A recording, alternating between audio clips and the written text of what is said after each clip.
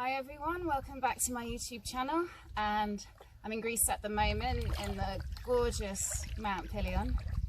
I'm just outside of a town called Melina, and as you can see from the scenery, it is absolutely stunning here. So we're at the base of the mountain where it's gorgeous beaches and you can go up and see scenery of the Aegean Sea, Pagasitic Gulf. It's absolutely lovely. So one of the reasons I enjoy coming out here, aside from the fact that my family is out here, is just being out in nature is just really good for my mental health. So I think it is for everyone's mental health, really. We originate coming from nature, so living in big cities with all the EMFs and stressful daily lifestyles, of course, is a massive stress for us. So to be able to leave all that, let go of the responsibilities and come back into nature, it's just wonderfully relaxing. So one of the great things that I really like about being out in nature is that it's really good for helping me calm down my thoughts. I'm very much an overthinker, I have been, and that's actually one of the reasons that I got into meditation. So this video is about how mindfulness can be really good.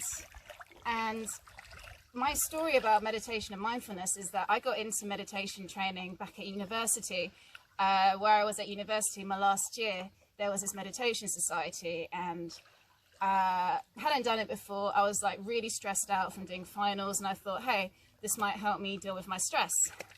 And yeah, it did help in my stress. It could also be quite stressful as well, sitting there with your thoughts.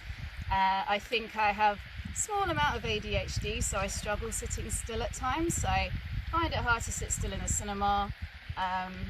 My concentration goes quite easily at times, so it was hard sitting meditating for like an hour at a time, but actually it was really amazing because it puts you in touch with your uncomfortableness and having to sit with your thoughts.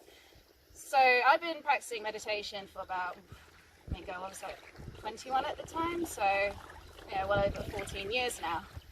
And I actually now prefer mindfulness. Now the difference is, it's not really a difference. Both of them involves becoming the observer. It involves paying attention to your thoughts, to what's going on inside your head, paying attention to what's going on inside your body, any physical sensations, and noting any feelings. And the whole point of it is to let go of attachment to thoughts.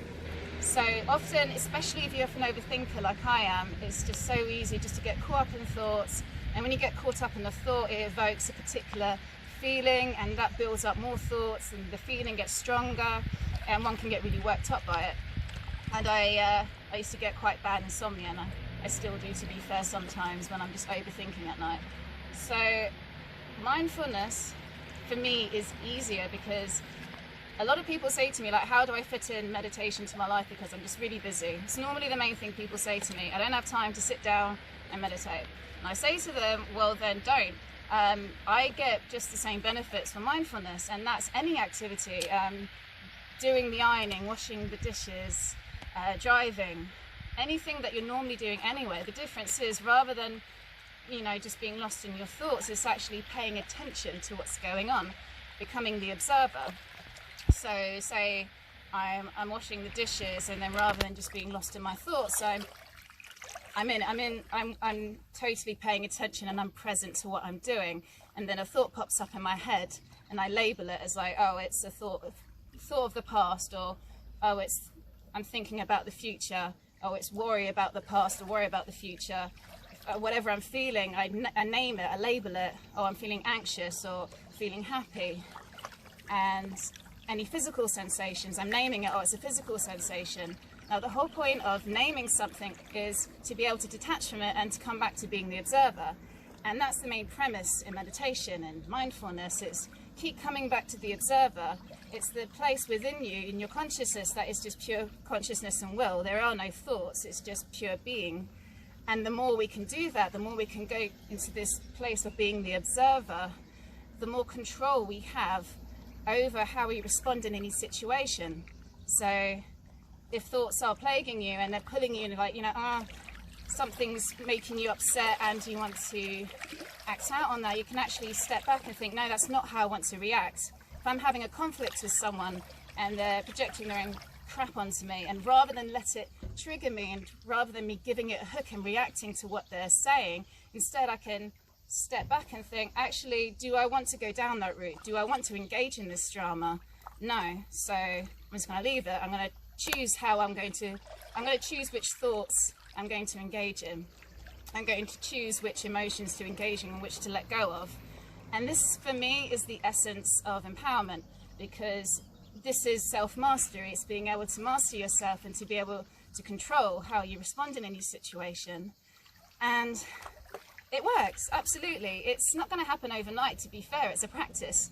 Anything in personal development is a practice. It doesn't happen overnight. I mean, you can have moments of clarity, for example, like in meditation, or just randomly or through taking drugs or plants. You can have moments of insight, but you have to apply it to your everyday life. It needs to be practiced every day. You need to remind yourself, because it's the nature of the ego to want to to stay with what's familiar. So for people who are desperately wanting to calm down their thoughts and to change, and they can find that there's actually a massive resistance to meditation, I'd say, well, what is that? Is that the self-saboteur in you? Is that the part of you that doesn't want to change? You need to become aware of that and to gently push yourself to keep going. So I say to my clients who want to get into mindfulness and meditation, well, look, if you're put off sitting on a cushion for hours on end, you really don't have to. Just take like 5-10 minutes out every day and just sit with your thoughts or be with your thoughts. Any activity, you're washing the dishes in the evening, that could be the time where you set aside and practice mindfulness and practice becoming the observer. It's so easy to do. It's the excuses that you tell yourself that determine whether or not you practice it. So for me, the easiest thing to do is being out in nature. I naturally calm down. I'm sat with my feet in the water. It's very grounding. I'm getting positive, I'm getting negative ions coming into my body. Now, living in the city, we're surrounded by a lot of positive ions from all the EMFs, and being out in nature, putting my feet in the water, walking on the ground, this just naturally just rebalances us. Listening to the sounds of nature, again, is another way to help me disengage with the thoughts in my mind.